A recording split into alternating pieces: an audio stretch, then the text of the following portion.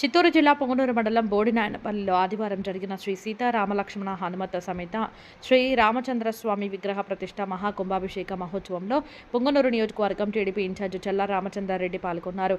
గ్రామస్తులు చల్లా రామచంద్రారెడ్డికి ఘనంగా స్వాగతం పలికారు.